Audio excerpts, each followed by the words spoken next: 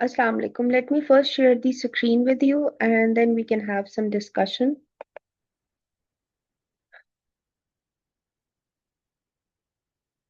Okay, so a very warm welcome to today's topic of what's going on in the economy. I'm Dr. Riba Aslam with you, and today we are going to discuss the State Bank of Pakistan's monetary policy statement, the one that was released on 9th March 2026. Before I get into the details, I want to take a moment to set the stage basically because without understanding the big pictures, it will be very difficult for general public to make sense of these figures and the discussion.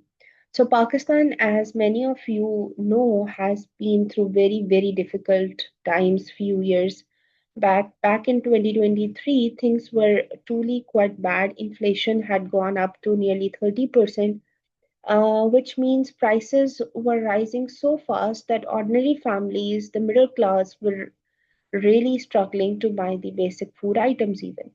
Foreign exchange reserves had fallen dangerously low as well. There were genuine fear both inside and outside Pakistan that the country might default on its international debt obligations. So it was a proper economic crisis. But since then, through tight monetary policy, fiscal discipline, and a $7 billion bailout program with the IMF, Pakistan has slowly, carefully pulled itself back. The State Bank of Pakistan had been cutting interest rates quite aggressively. From a record high of 22% in June 2024, they brought it down all the way to 10.5%, and that is a cut of 1,150 basis point or 11.5 percentage points in just about 18 months. So that is an extraordinary pace of easing. Inflation had come down from 30% to under 6% by late 2025, and things were genuinely looking more hopeful. But just then, Pakistan, when Pakistan was beginning to breathe again, a new and a very serious shock has arrived. A full-scale war in the Middle East, beginning on 28th of Feb 2026, which involves United States, Israel, and Iran. And this conflict has completely changed the global energy outlook, and it is sitting right at the center of the entire MPC statement. That is MPC, I would refer MPC as monetary policy statement. So so basically to understand this policy, um, we need to understand that what has been happening all around us. I think just let's begin with this policy now.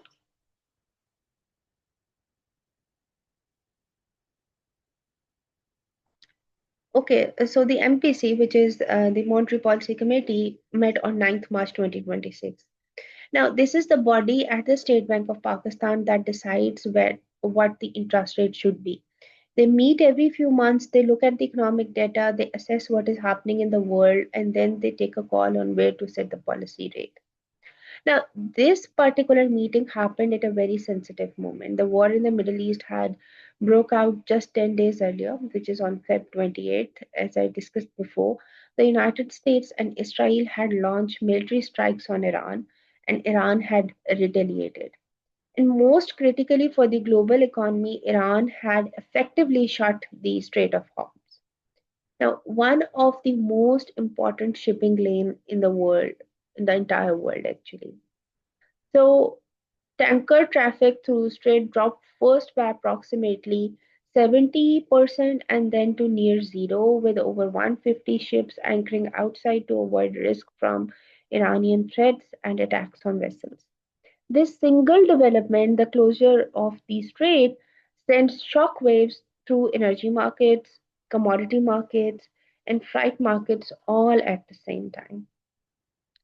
So for Pakistan specifically, the timing could not have been worse.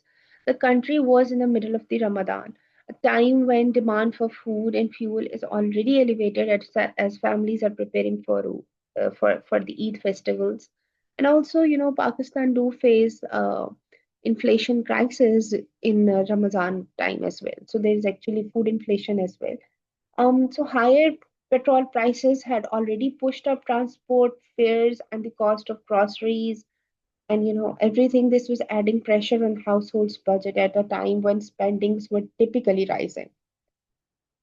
So the government had already raised the petrol and diesel prices by 55 rupees per litre, the largest single increase on record, as the first direct economic shocks from the regional conflict has reached Pakistan's consumers.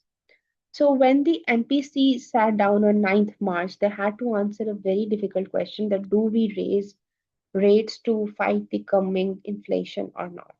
Do we cut rates to support the economy, or do we still hold steady and wait to see how this situation develops? This committee reviewed all the available data, considering the risks very carefully, and made a decision. That decision is what this all video is all about.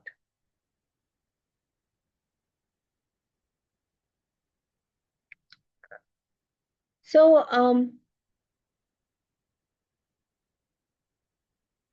yeah, okay. So the MPC, which is the Monetary Policy Committee, has decided that the policy rate would remain unchanged at 10.5%. Full stop, no change. Now, let us understand why and why this decision, while it looks simple on paper, but it actually requires very careful thinking. Pakistan had been going through a very successful rate cutting cycle. As I mentioned, the rate has come down from 22% to 10.5% between June 2024 and January 2026. So the central bank spent the past year gradually easing monetary conditions, cutting rates by a cumulative 1,150 basis points since mid 2024 as inflation receded and macroeconomic indicators stabilized. So this easing had been working. Credit was flowing to the private sector. Manufacturing was picking up. Consumer confidence had improved. So earlier in the year, many people were expecting, or at least they were hoping, that the State Bank of Pakistan would continue cutting it. In a Reuters poll, all 10 analysts, according to a report, surveyed predicted the central bank would hold the rate steady, citing the ongoing uncertainties in global energy markets and regional trends. So the market had already positioned for a pause, and the State Bank of Pakistan exactly delivered that. Now, why hold and not cut? This is the question, because inflation was rising. From 5.8% in January, it jumped to 7% in Feb 2026, and with the oil at over $100 a barrel now, that number was clearly going to go higher. Economists warned that the recent fuel prices increase could push inflation to around 9.25% in the second quarter. And cutting rates in that environment would be like pouring petrol on fire, and this would be like really, really wrong. So it would have been completely, a disaster. So why hold and not raise? This is the second question. If not cut, then why didn't the state bank goes for not raising it? Because the underlying economic recovery in Pakistan was still fragile. If you raise rate aggressively in response to an external driven oil shock, one that Pakistan has no control over really. So you risk chalking off the private sector credit growth and manufacturing recovery that had taken so slow, and it took so long to build. So the MPC correctly identified that this was not a demand driven inflation, it was a supply shock from outside. It was a cost push inflation. So raising rates could not bring oil prices down, and it could only slow the economy. So a hold was the only defensible middle path, which is like maintaining price stability signals while protecting the recovery. So the cautious pause is seen as supporting the ongoing macroeconomic stability efforts, while allowing time to monitor energy price dynamics and, you can say, the domestic inflation trends. And this is exactly what State Bank of Pakistan has done. Importantly, we need to see the impacts of Middle East conflict. Um, in my view, the most important one is in the discussion today is this conflict in Middle East, which is the single biggest risk sitting on the top of every projection, every forecast, and every policy decision in the entire, the MPC statement. Now, let me give you the full picture of what has happened on 28 Feb 2026. The United States and Israel launched strikes on Iran, including, the assassination of Iran's supreme leader, Ali Khamenei. Iran retaliated with the missile and drone attacks on U.S. military bases across the Gulf region, and then Iran's the Islamic Revolution Guard Corps, IRGC, declared the Strait of Hormuz officially closed. Now, roughly 27% of the world's maritime trade in crude oil and petroleum products normally goes through the Strait of Hormuz. Its two unidirectional sea lanes facilitate the transit of around 20 million barrels of oil per day. So this represents roughly 20% of the global seaborne oil trade, and primarily from the producers like, Saudi Arabia, UAE, Iraq, Qatar.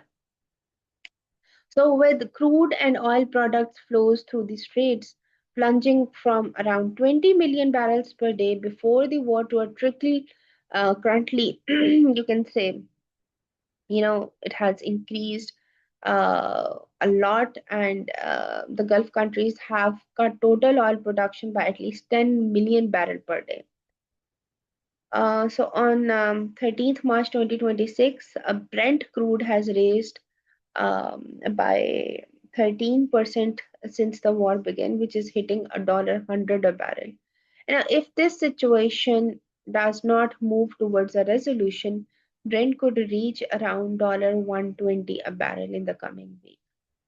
Iran's IRGC has warned that any vessel linked to United States and Israel or their allies will be considered a legitimate target and has threatened the oil at $200 per barrel. For Pakistan, which relies on imports for more than 80% of its oil needs and recorded an oil imports of, $10.7 billion between, you can say, July 2025 and February 2026, this is not a geopolitical story alone. It is a direct hit to the national budget, to the consumer prices, to the freight cost, and to every single sector of the economy. So this is important, and we need to understand it. The Pakistan government has announced sweeping emergency austerity and fuel conservation measures. RPM has moved to a 4-day work week for government employees and has announced spring school holidays. 50% of the government staff will work from home on rotation. The MPC is right to say that the intensity and the duration are two key variables. I hope this war ends soon and this war ends quickly, but the shocks may be not so, manageable if this war prolongs. I really hope that this war does not drag on for months because Pakistan's entire macroeconomic recovery could be in danger in that way.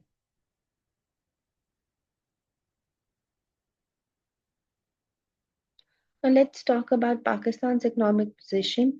Despite everything happening in the global environment, it is genuinely important for us to uh, acknowledge that Pakistan's macroeconomic position today is meaningfully stronger than it was back in early 2022, when we saw the Russian-Ukraine war.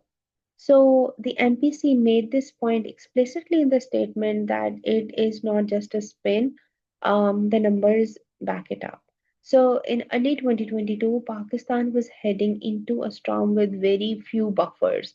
The fiscal deficit was wide, foreign exchange reserves were low, inflation was already building, and the IMS program was off track.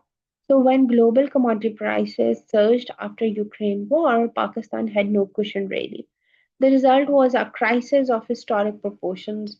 Inflation went to 30%, the currency lost nearly half of its value, and the country came close to a default. But today things are different.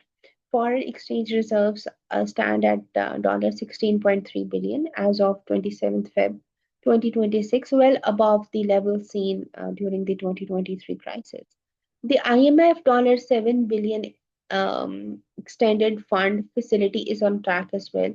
A primary fiscal surplus of around 1.3% of GDP has reportedly been achieved, while provinces posted a combined cash surplus of rupees 1180 billion. So inflation has fallen dramatically and was only just beginning to take up again before the oil price shock arrived. So consumer confidence had improved as compared to back, and critically the banking sector is in better health. Private sector credit is also growing, and the currency, while under pressure, I do agree, is being managed more sensibly than in the previous years. This is what explicitly the MPC also states. So, under the revised IMF framework, GDP growth for fiscal year 26 is projected at around 4%, and inflation is projected around 7 to 7.5%. So, considering that, um, having better buffers does not mean you are fully projected. It means that you have more time and more room to absorb a shock, but it does not make you immune, I would say. The MPC was very careful to say that risks have increased significantly, but and they're right in that too. But the months ahead will test how just, resilient Pakistan is and how resilient Pakistan recovery truly is. So let's talk a little bit about inflation developments because this is another very important topic. Um, Honestly, this is the number that affects every single Pakistani household. You cannot say that inflation does not affect the wealthiest. It does affect the wealthiest to the poorest. So headline inflation, meaning the overall consumer price index, which we call as CPI, which measures how much a basket of everyday goods and services cost, was around 5.8% in January 2026.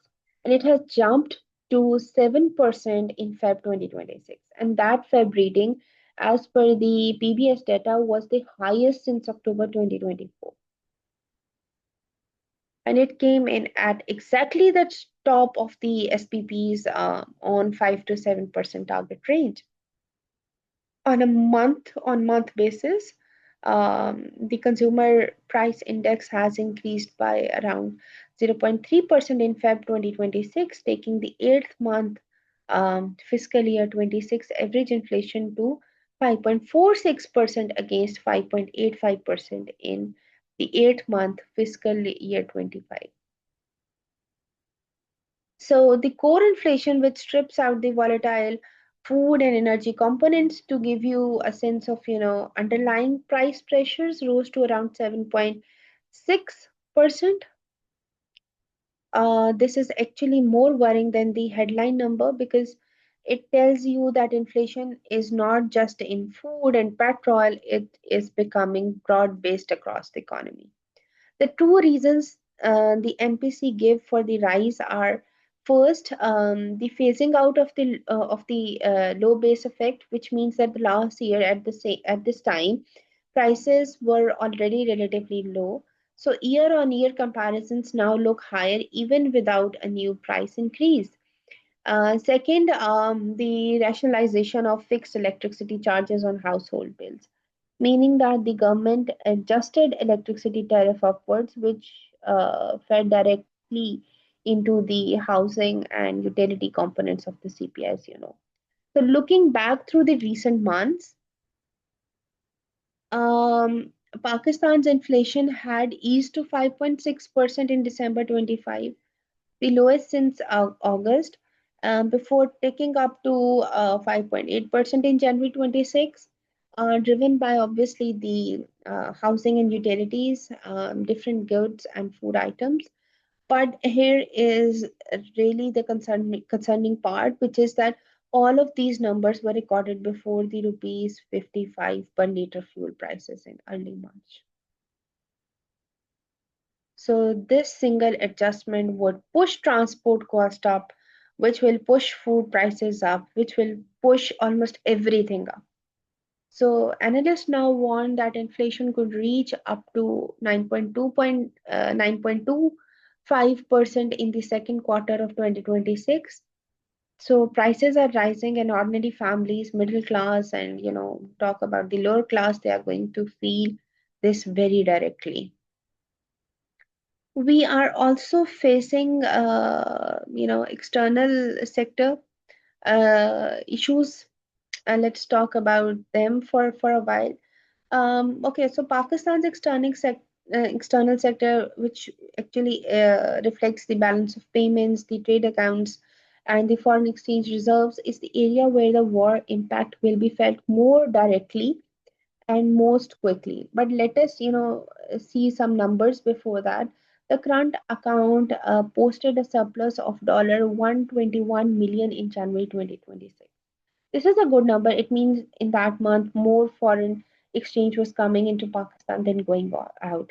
So the cumulative current account deficit for July through January fiscal year 26 was around $1.1 billion, which is quite manageable and well within the SPP's projected range of 0 to 1% of GDP for the full fiscal year. The SPP's foreign exchange reserve reached around $16.3 billion as of 27th February 2026, and the target is to reach around you can say $18 billion by the June 2026. So there is still a gap of around $1.7 billion to cover in around for 4 months. Now, the hero, I would say the hero of Pakistan's external account, the thing that has kept reserves building even when the official inflows were weak, has been the workers' remittances. Now, let's appreciate that.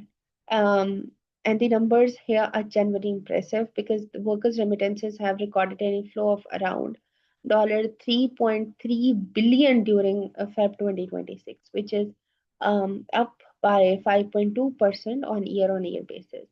So cumulatively, with an inflow of $26.5 billion, remittances has increased by 10.5% during the July-Feb fiscal year 26 compared to the $24 billion which was received during the same period last year. You talk about the UAE, which was the top source with around dollar 696.2 million, sorry, followed by Saudi Arabia, from where we got around dollar 685.5 million. From UK, we got around dollar 532 million, and from US, we got around dollar 319.5 million. So, but here is what I want to pause and raise a serious concern. One, that the MPC statement does not fully elaborate that more than half of Pakistani remittance inflows are tied to Gulf countries. Any conflict, such as the recent conflict that unsettles the Gulf, disrupts the trade routes, weakens the business confidence, or affects the employment conditions, can eventually feed into Pakistan's households through the remittances channel. And this risk is something that we need to take care of very timely. The risk is not necessarily through the sudden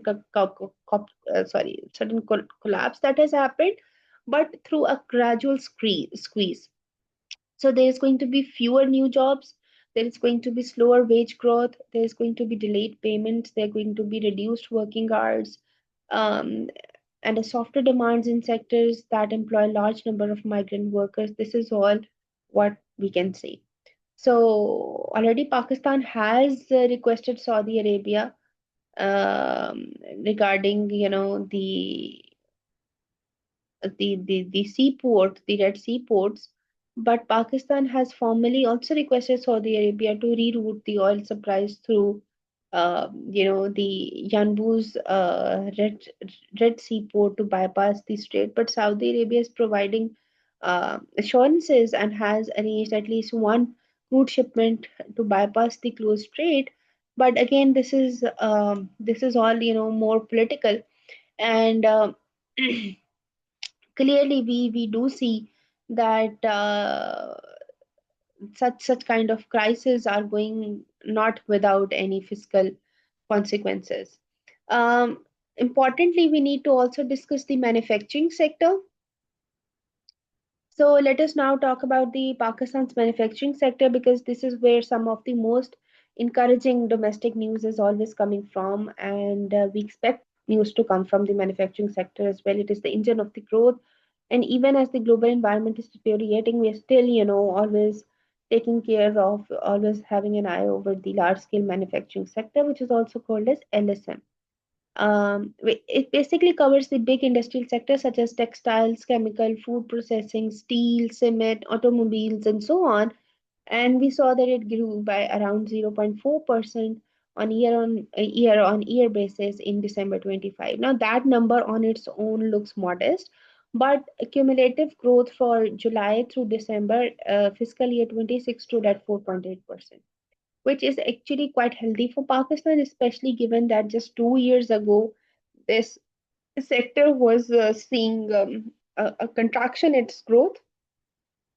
So, three specific policy measures have supported this recovery, and the MPC has highlights all of these three factors. First, the reduction in the cash reserve requirement, which is also called a CRR, and this is basically the percentage of deposits that banks are required to hold as reserves. So when you reduce it, banks have more money to lend out, which brings down the cost of borrowing for businesses.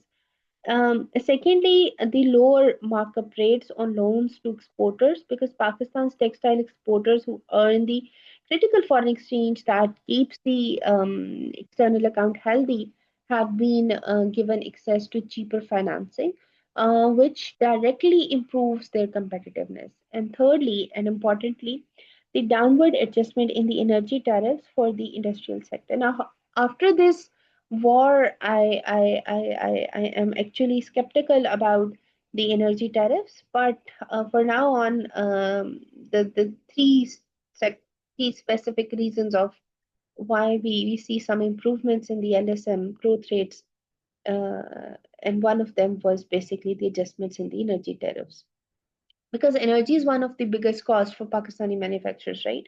So when electricity tariffs for industry come down, you know that the profit margins would improve, the orders would increase, and the production will goes up.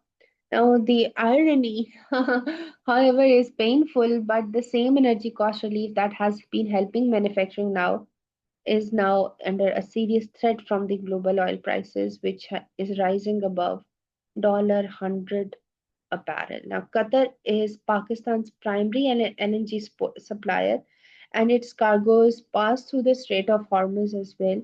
So, if LNG imports becomes more expensive or harder to obtain, electricity generation cost would rise again. And the benefit of the tariff reduction could completely be wiped off. The manufacturing recovery is real, but it would be fragile, and the external shock would threaten, the entire economy. Um, I would also like to highlight a bit about the real sector indicators, because that is also very important. Yeah. So this is actually a big picture on Pakistan's economic growth, and the data here is genuinely quite positive, at least for the period before the Middle East crisis have hit. Uh, our eyes are actually on the next release, because this actually does not have the impact of wars as much, and it is more based upon what has already happened, and what is happening later on after this war is more serious. So we can only make predictions right now. The MPC points to what economists call the high frequency indicator. Now these are the data points that are available quickly and frequently, unlike the GDP, which is reported quarterly. They include auto sales, they include domestic cement dispatches, electricity generation, and petroleum product sales, obviously excluding the furnace oil. And all of these recorded a higher growth during July through January fiscal year 26. Now, what this tells us is that economic activities were broadening, construction was picking up, people were buying more vehicles, energy demands were rising, industrial activity was accelerating.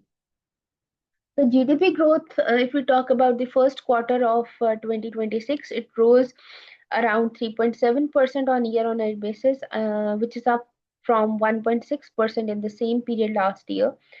It's driven primarily by the industrial and agriculture sector. So this is a strong improvement. And based upon this momentum, the MPC has maintained its GDP growth projection for the fiscal year 26 at 3.75% to 4.75%. The IMF, Pakistan are now jointly projecting real GDP growth rate around 4% for the current fiscal year.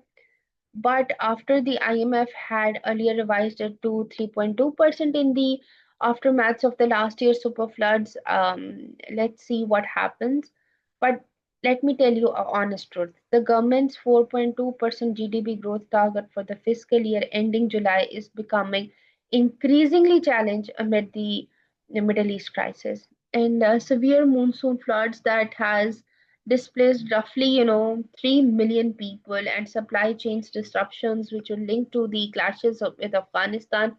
All of these are challenges which is make very difficult for us to achieve the 4.2% GDP growth rate target. Additionally, the US administration announcement of uniform global tariffs on all imports is another headwind, I would say. Pakistan's textile and garment exports to the US, which form the backbone of Pakistan's merchandise export earnings, as you know, could be hurt if American buyers face higher cost. So this is going to be another, problem for us. And this is an additional complication arriving from the completely different direction, which I believe that needs to be considered. The GDP growth projection may need to be revised down, I believe, if these multiple headwinds persist simultaneously. We cannot ignore the agriculture sector because agriculture sector is also very important. Rather, it is the backbone of the economy. So agriculture in Pakistan is not just an economic sector. We know it is the backbone of the entire society, and it contributes around to 24 to 25% of GDP. It employs around you can say 37 to 40% of the workforce. Okay, so it is the primary source of income for hundreds of millions of people living in the rural Pakistan. The MPC's assessment of agriculture in fiscal year 26 is broadly positive.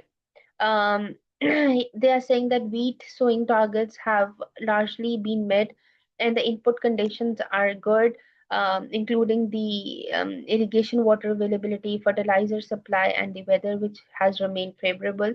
So wheat is Pakistan's most critical staple, as you know. So we see that when wheat production is good, it directly suppresses food price inflation, which is the component of the CPA that matters most to the average Pakistani households.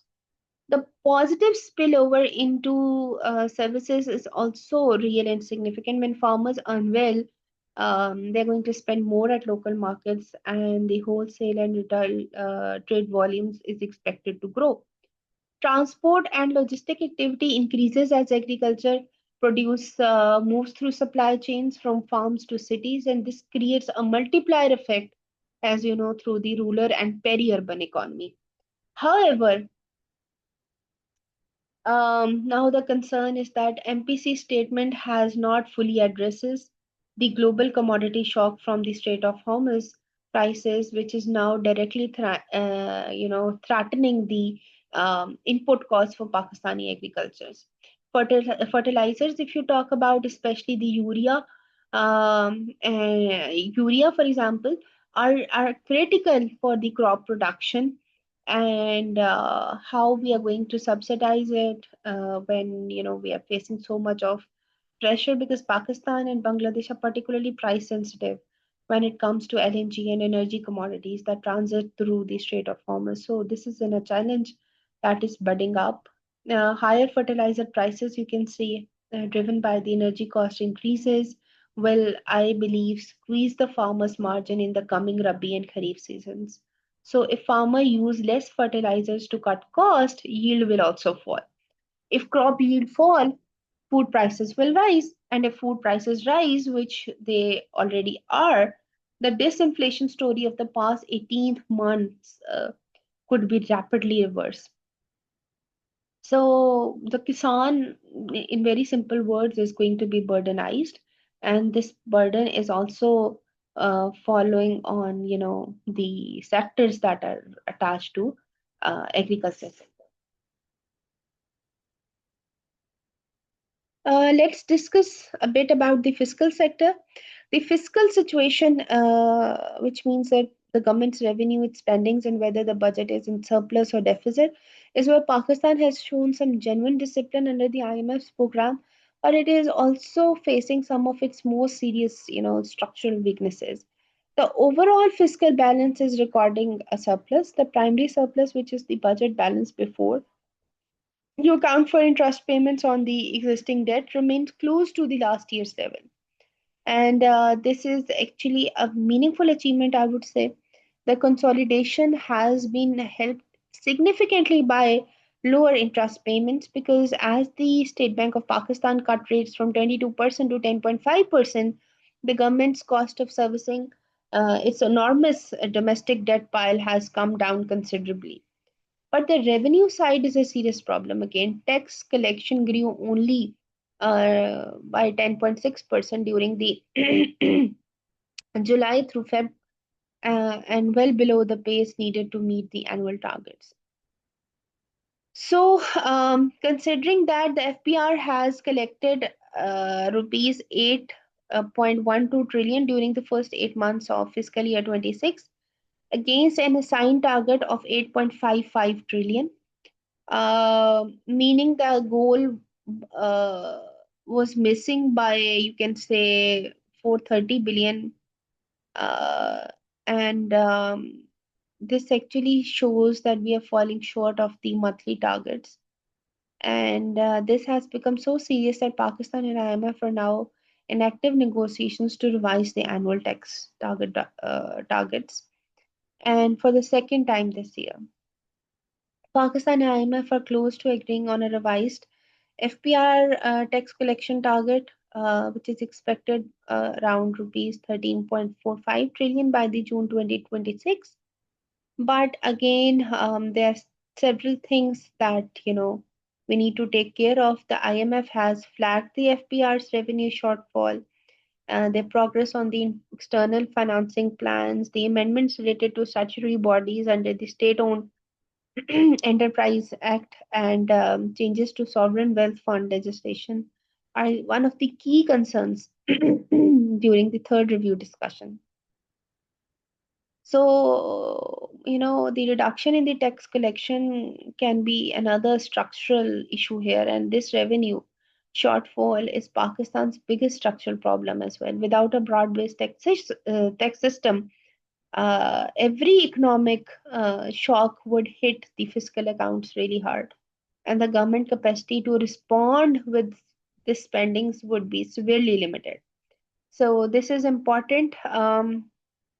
Now, let's talk about money supply and credit because this slide actually covers what is happening inside Pakistan's banking and financial system, and here the news is actually quite positive, especially when you look at where the things were 2 years ago. Now, broad money, or which you also called as M2, which is the standard measure of the total money supply in the economy, has decreased to 16% growth as of 20th Feb 2026. Now, the reason for this decline is actually a good news because it is because the government borrowed significantly less from the banking system, and when the government reduces its borrowing from the banks, it frees up the space for banks to lend more to private businesses and individuals, so which is exactly what a healthy economy needs. The private sector credit expansion has been substantial. Credit grew by around rupees 790 billion up to the 20th of Feb, which reflects increase in both working capital loans for day-to-day operations and fixed investment loans, which finance the purchase of machinery, building, and equipment. So this is the kind of credit growth that creates jobs and builds, the productive capacity. So if you talk about the sectoral breakdown, you can say that the credit has increased significantly to textile, Pakistan's largest exports industry. It increased to wholesale and retail trade as well, reflecting, the improved domestic demand. It increased to chemicals and the consumer financing as well. So now one concern raised in the data is that the currency in circulation increased while deposit has declined. So it means that more money was being held as cash rather than sitting in bank accounts. So this increases the currency to deposit ratio and is a signal of either declining trust in banks or simply a preference for cash among lower income households. And this is worth watching. So remittances function as an automatic stabilizer for the current account, which has reducing the need for the emergency borrowing, tempering the exchange rate volatility, and strengthening the foreign exchange reserves. All of which collectively help stabilize the inflation expectations. Let's talk about the inflation outlook. And this is going to be the second last slide, and then we are going to move to the conclusion of the debate.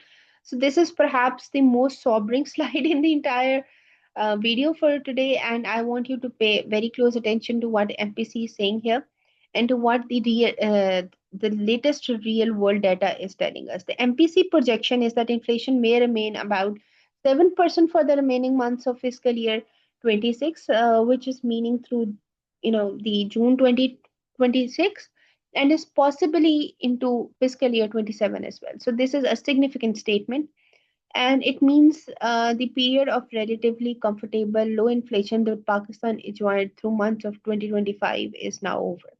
So the disinflation story has been interrupted, and the data since the statement was issued confirms this worry.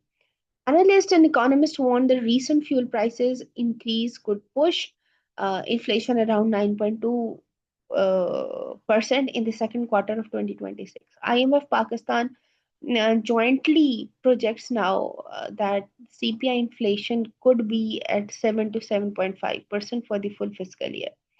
But that projection was built on oil prices that were fewer than what we are seeing today.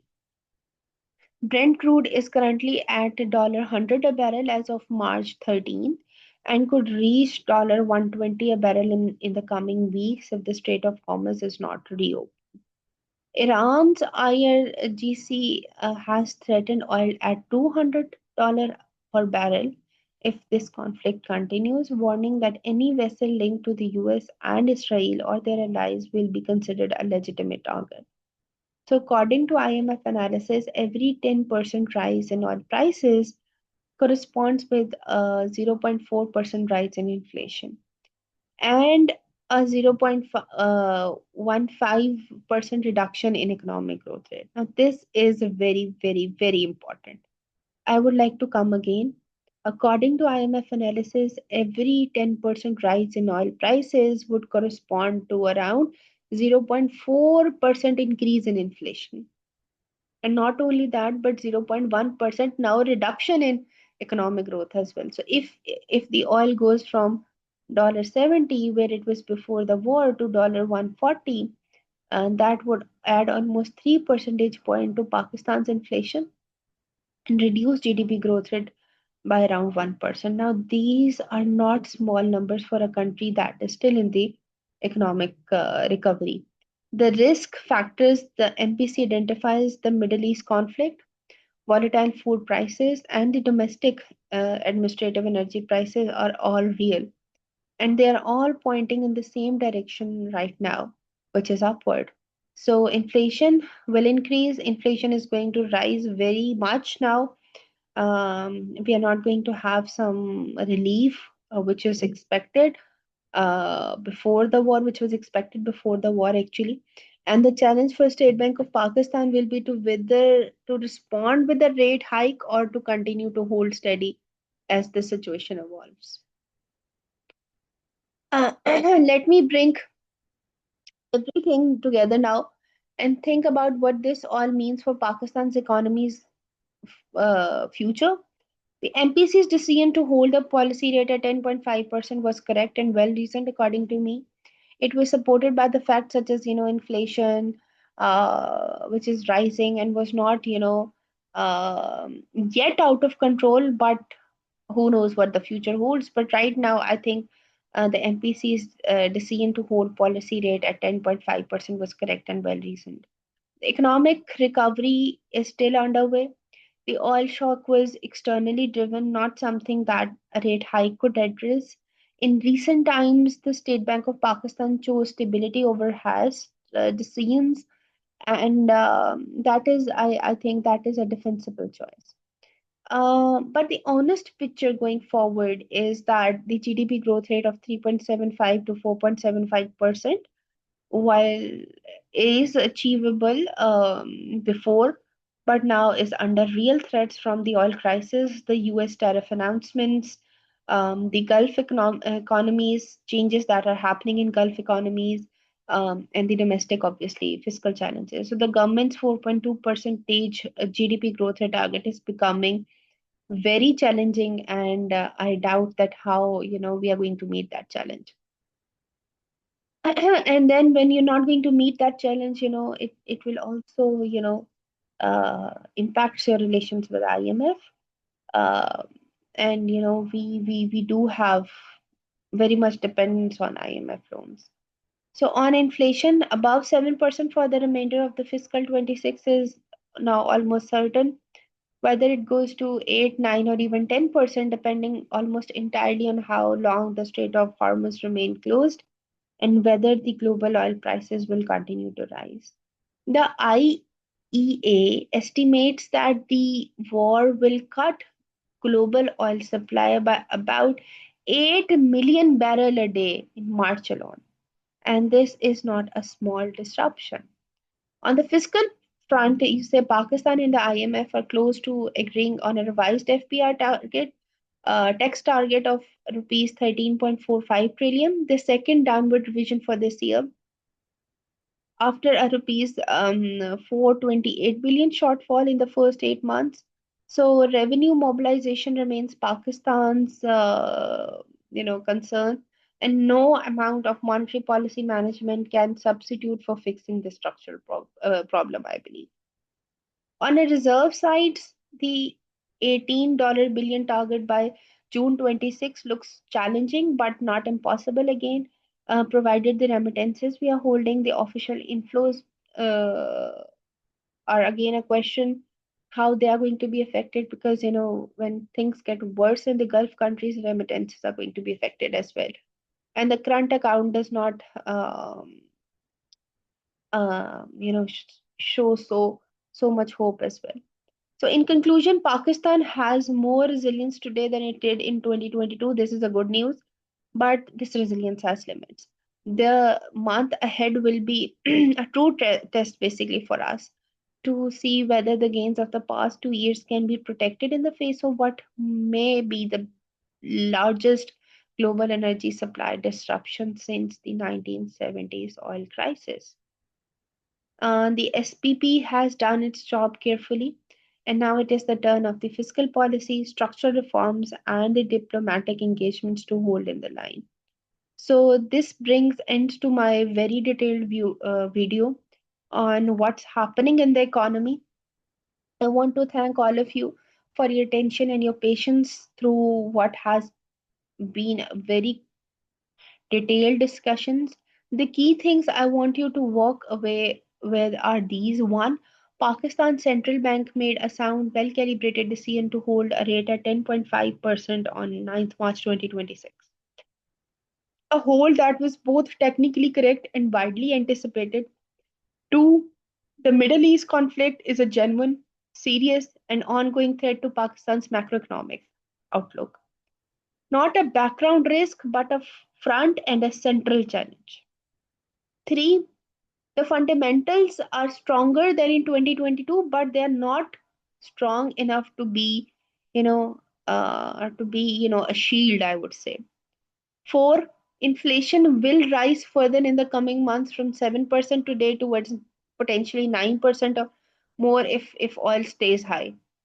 And five, Pakistan's long term challenge, which is tax collection, structural reforms, reducing energy import dependence, remains as urgent as ever. So Pakistan government has already taken some emergency austerity steps, a 4-day work week, school closures, fuel conservation by years to manage the immediate shocks. But whether these are sufficient will depend on how quickly this war will find a resolution. Whatever happens, monetary policy alone cannot solve these challenges.